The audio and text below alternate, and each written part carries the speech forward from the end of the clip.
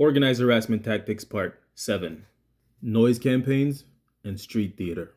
When it comes to organized harassment, make no mistakes. The goal is to wage psychological warfare against the target in order to demoralize, destabilize, and mentally crush them. In order to do that, noise campaign and street theater tactics such as being followed, having cars parked behind you everywhere you go and then just idling there until you leave, excessive coughing or excessive sniffing, flashing lights at you while driving, high beams, tailgating, lollygagging, police, EMTs, and fire trucks turning on their sirens and lights while passing you by and then turning them right off as soon as they passed you, honking or making loud noises to hinder you from sleeping in your home. Some even report that when they try to rent a hotel or a motel room, their harassers will rent the room above or next to them in order to continue the noise campaign to stop their sleeping. This happens on vacation, when they try to escape their homes, or even on work trips.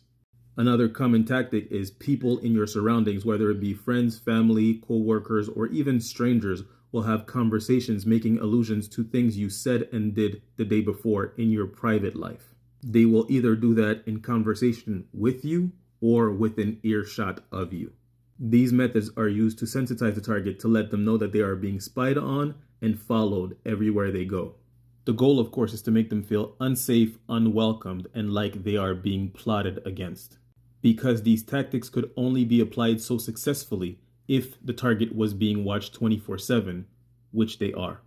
This feeling of always being watched or never being alone is very distressing as it seeps into other intimate moments of one's life.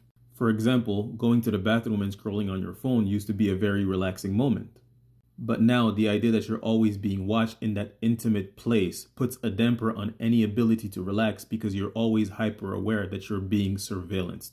This same uncomfortable feeling will of course rear its head in all other intimate moments. This affects targets greatly and chips away at their ability to appreciate all intimate moments. This then begs the question, what can you do about this? To begin, and I repeat this very often, it's very important that you do not react emotionally to these organized harassment tactics. Their ultimate goal is to make you crash out so that authorities can hop in and start to abuse you in turn with the legal system. Additionally, it will be very important to document all moments of noise campaigns and street theater for many reasons. Number one, there might come a day where organized harassment becomes something that is widespread and well known and becomes much easier to prosecute. And in a court of law, what you say has very little importance compared to what you can prove. And with no evidence, you cannot prove anything. Number two, patterns of behavior. All organized harassment tactics hold plausible deniability, meaning that they can be written off as coincidences or just paranoia. However, with evidence, you can show that there is a pattern of behavior. This will at the very least make people raise an eyebrow and think twice before calling your experience paranoia or just a coincidence. Number three, you're not alone.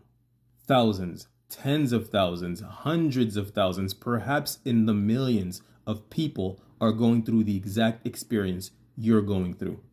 If one organized harasser starts showing up in many of the different victims' pieces of evidence, they open themselves up to an investigation, which could mean a very significant win for you.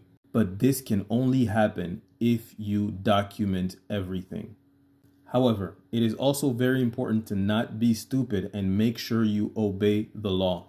Filming in a public place is always allowed, no matter what their policies may say. If you are legally in a public space, filming someone is on the table. However, filming in a private business is usually prohibited. So unless your life is in danger, if you are told to stop filming or leave, I suggest you just leave. Furthermore, filming while driving is against the law. I am legally binded to let you know, do not film while you're driving.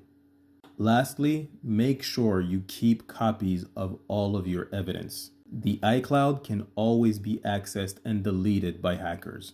And as most of you know, your home can be invaded in your absence. So if you are serious about getting justice one day, keep copies of your evidence in multiple ways and multiple places. Different email addresses, different hard drives, different addresses. Like I always say, if you're gonna be a target, make yourself a hard target. As always, you deserve grace. You deserve mercy.